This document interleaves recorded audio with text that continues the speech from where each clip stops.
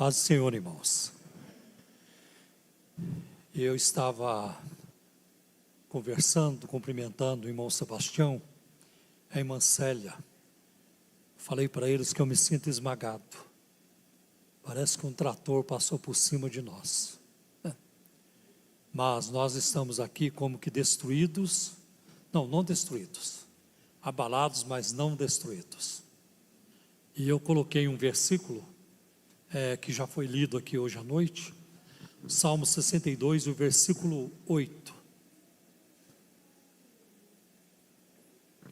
Confiai nele, ó povo, em todo o tempo, derramai perante ele o vosso coração. Muito obrigado, Mônica.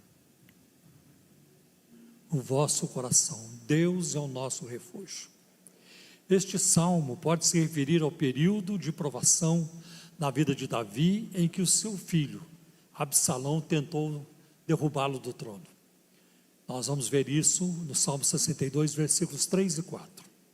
Mas também pode ter sido escrito quando Davi reinava sobre Judá em Hebrom, de acordo com 2 Samuel, capítulo 1, versículos 2 Samuel, capítulos de 1 a 4.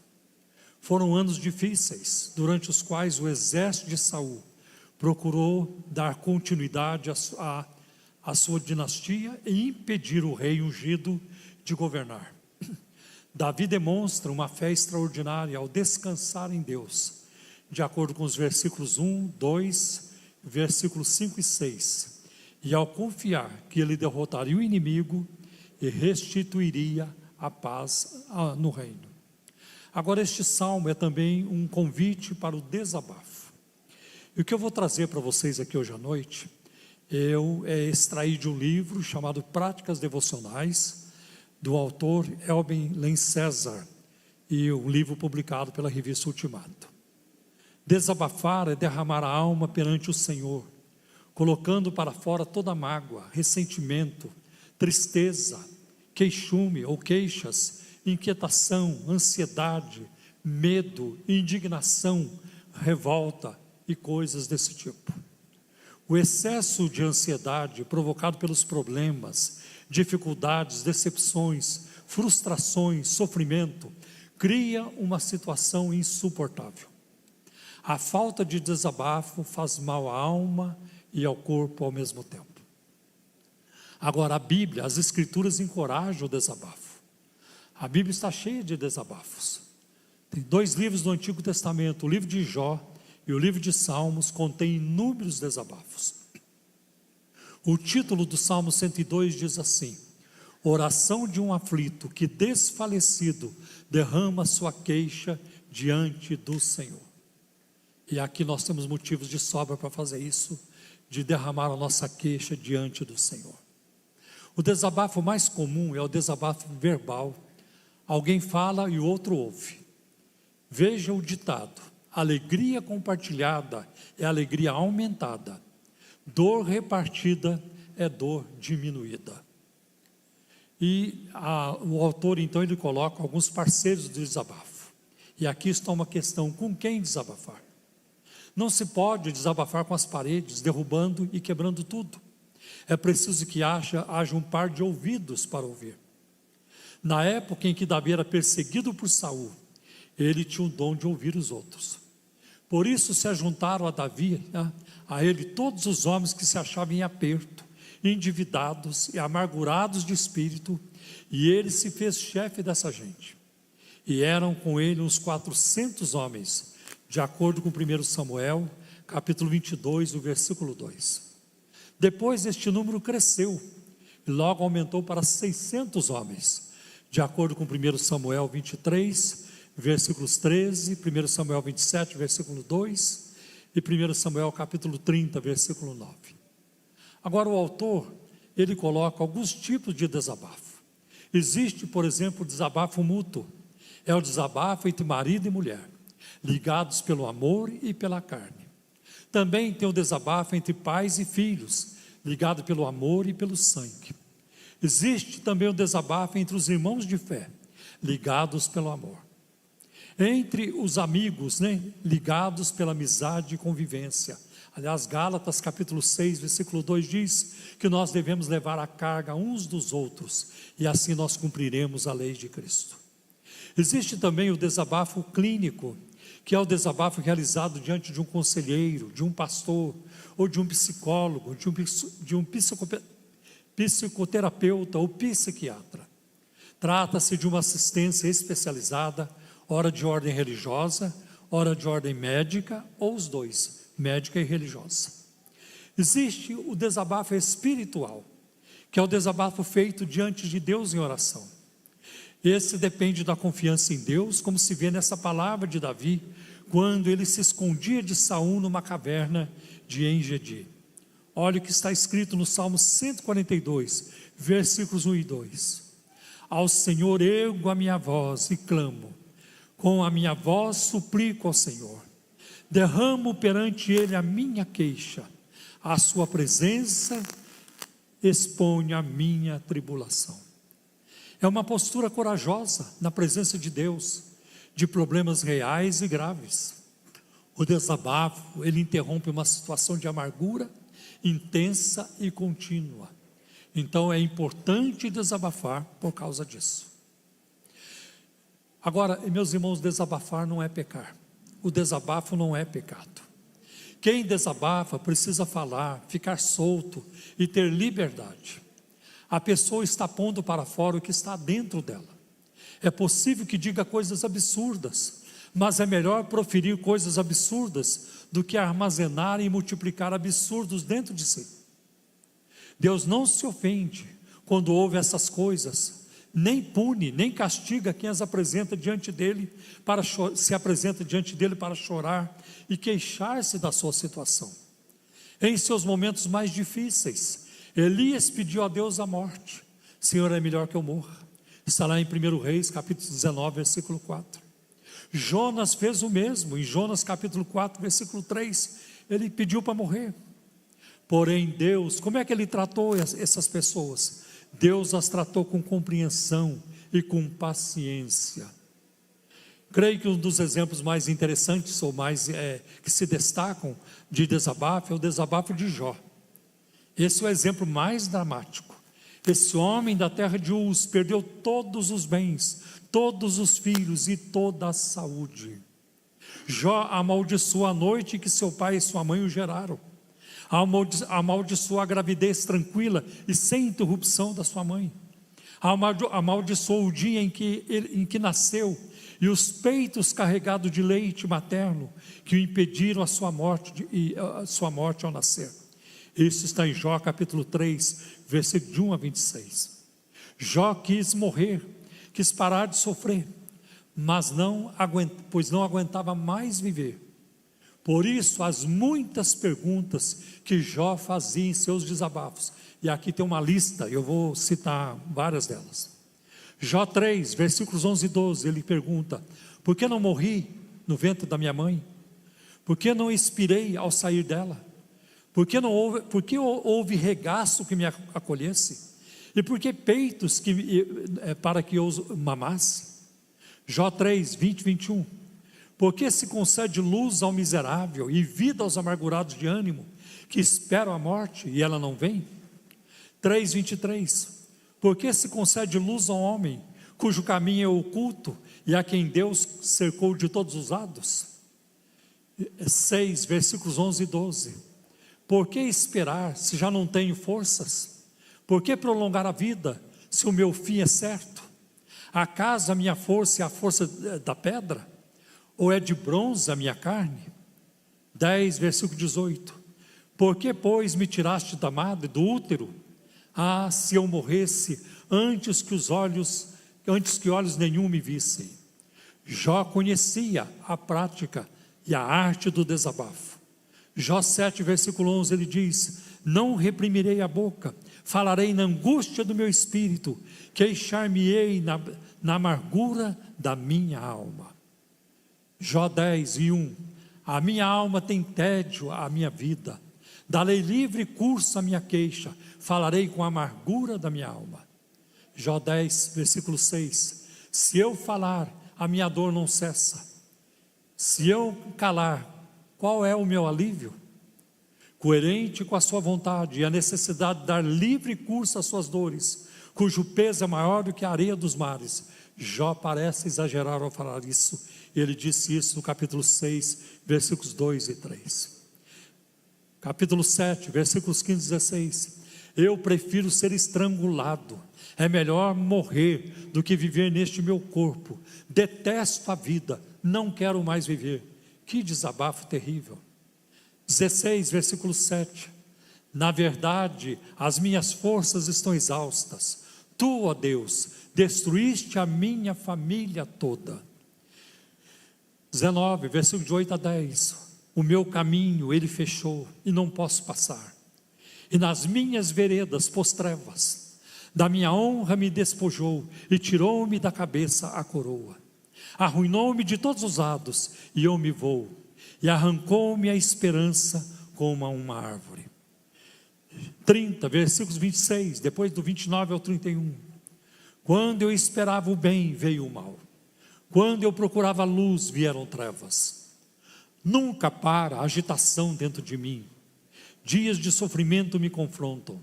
Tornei-me irmão dos chacais, companheiro das corujas. Minha pele escurece e cai, meu corpo queima de febre. Minha harpa está afinada para cantos fúnebres, e minha flauta para o som de pranto. Embora não compreendido e repreendido por seus 3 amigos, Jó é considerado íntegro, reto, temente ao Senhor, aos olhos do próprio Deus, como Deus deu testemunho dele, lá no capítulo 1, versículo 1, capítulo 8, versículo 22, capítulo 2, versículo 3. O que ajudou Jó a sobreviver foram os seus desabafos contínuos e honestos diante de Deus. Agora, uma coisa interessante, nós sabemos porque Jó sofreu, mas ele mesmo nunca soube. Nós sabemos que houve uma disputa entre Deus e o inimigo.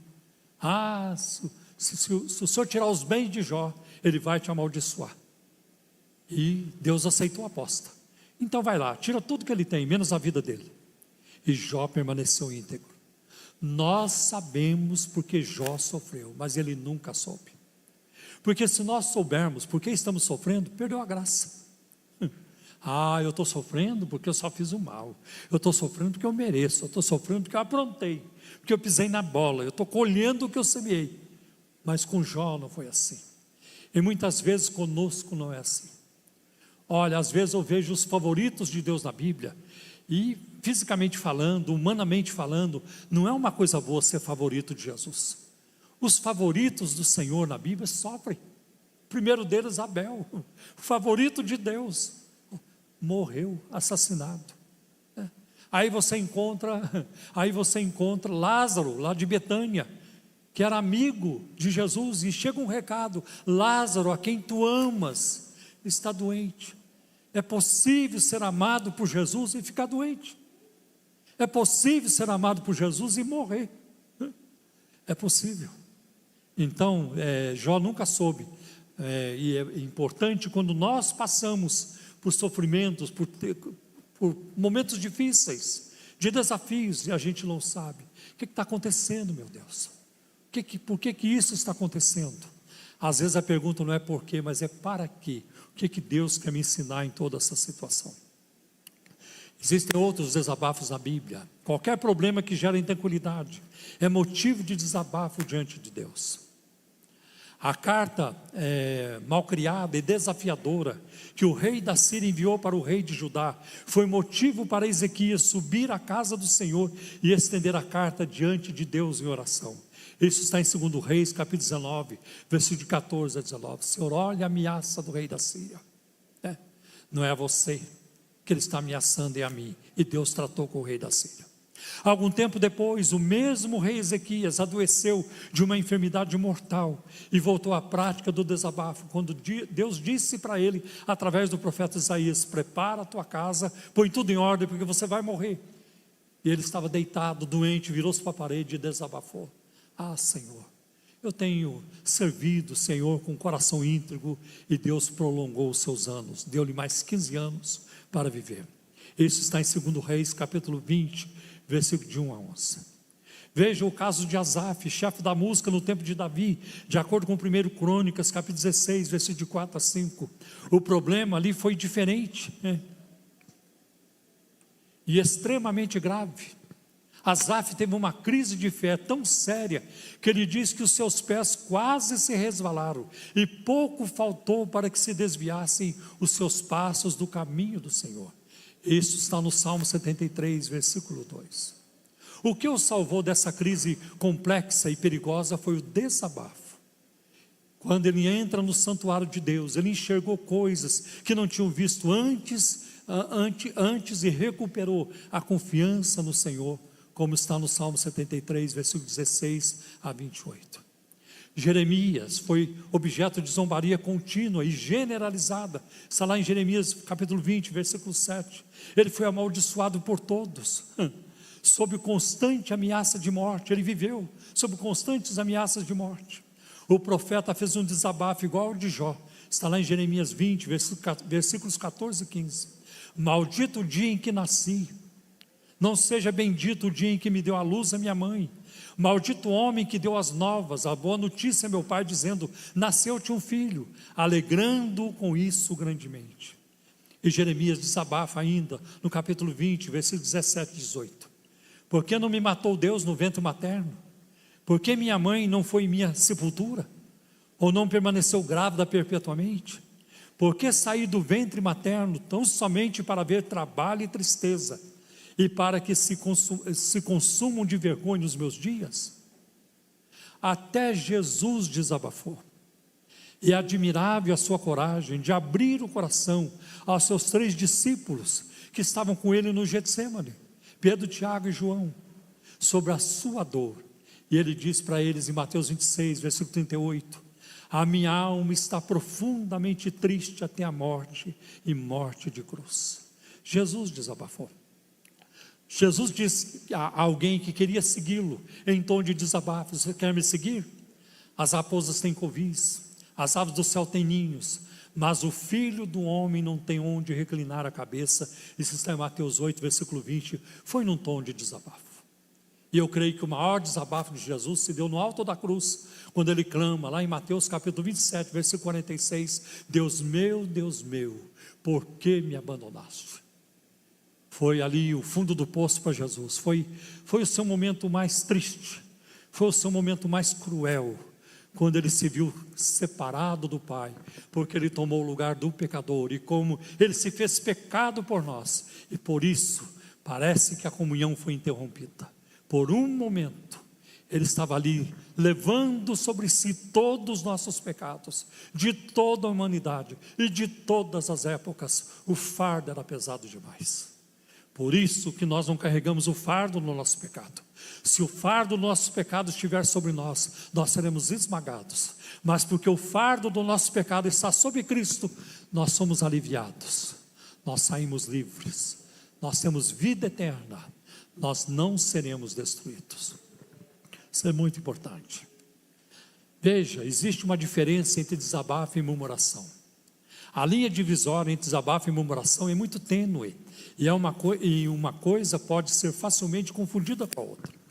Enquanto for uma exposição respeitosa na presença de Deus, de alguma tristeza interior, de alguma confusão momentânea, de algum sofrimento atroz, de alguma tragédia vinda de surpresa ou não, de algum drama pessoal, de algum momento de dúvida, de alguma carência prolongada, tanto do calor humano como de bens, de sobrevivência, de algum acontecimento desagradável, de algum aperto pelo qual se passa, de alguma enfermidade ameaçadora, o desabafo não é pecado. Pode ir lá e reclamar com Deus. No desabafo, o ser humano não enfrenta Deus, não lhe diz desaforos, não o coloca no banco dos réus. Embora possa desgostar-se profundamente da vida, estranhar o prolongado silêncio de Deus e declarar-se incapaz de entender os mistérios, a intensidade e a durabilidade da dor. O desabafo deixa de ser desabafo quando não se fala mais com Deus, mas se fala contra Deus. Aí entra a murmuração, que é um pecado grave, de acordo com 1 Coríntios 10, versículo 10. A murmuração é própria para falar mal de Deus. Ele não é o que diz ser.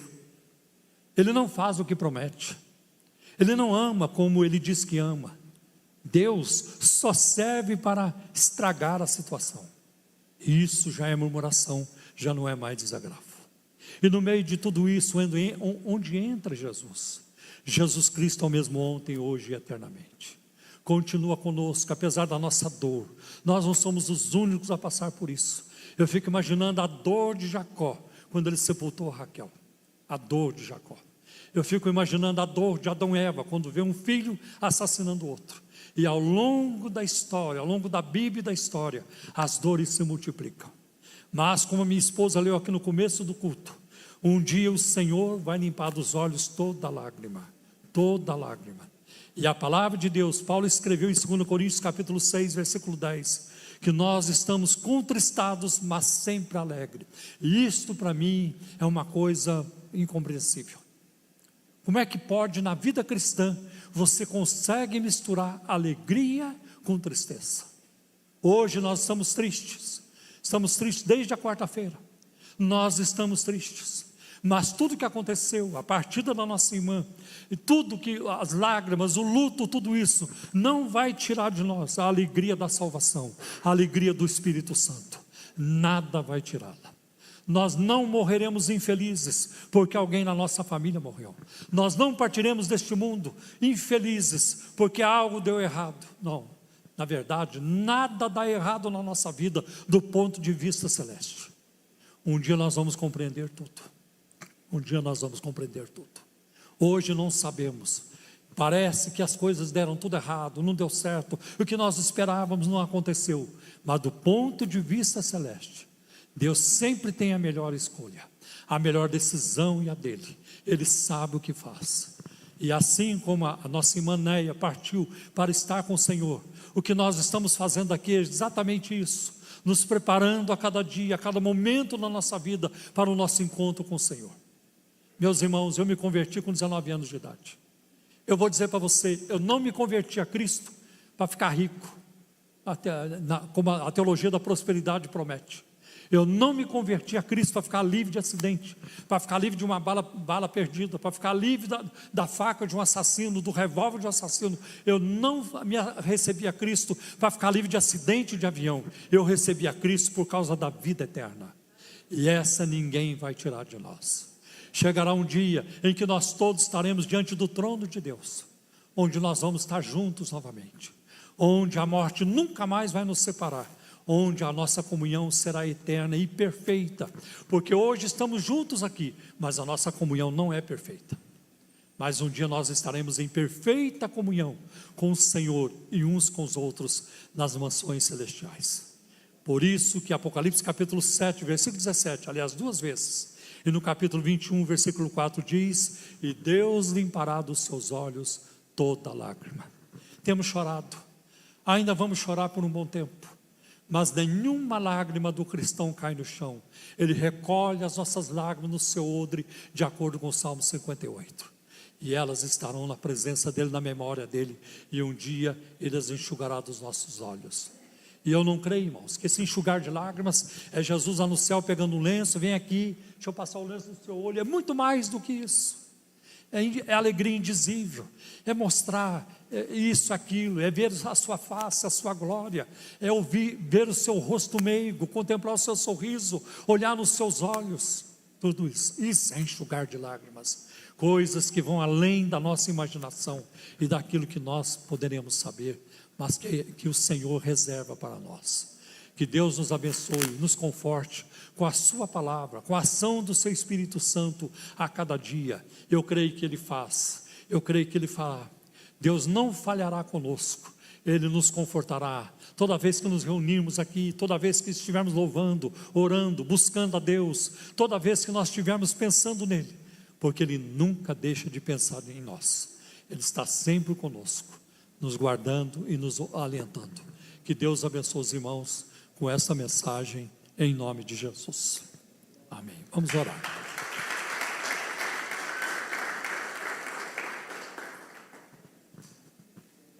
Quero orar por vocês. Querido Pai Celestial, nós estamos aqui na Tua presença, com nossos corações doloridos, mas a Tua palavra diz, em Oséias 6:2, ó, vinde, voltemos para o Senhor. Ele fez a ferida e Ele a curará. E nós estamos aqui confiantes em Ti, na Tua soberania, nas Tuas decisões, confiantes, Senhor, nas Tuas promessas que não falham, confiante na Tua palavra que nunca haverá de passar. Ajuda-nos, Senhor, a prosseguirmos, a retomarmos a caminhada. Fortalece o coração de cada um.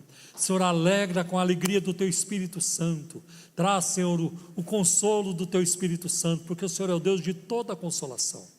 Abençoa o pastor Edivil, abençoa os seus filhos, seus familiares, Senhor, seus pais, Senhor, todas as pessoas, essa igreja, Pai, todos os irmãos que aqui congregam, Senhor. Pai, em nome de Jesus, traz, Senhor, a Tua bênção, traz a Tua paz, Senhor, a alegria da salvação, que ela nunca venha nos faltar. Em nome de Jesus nós oramos, em nome de Jesus te agradecemos. Amém, amém.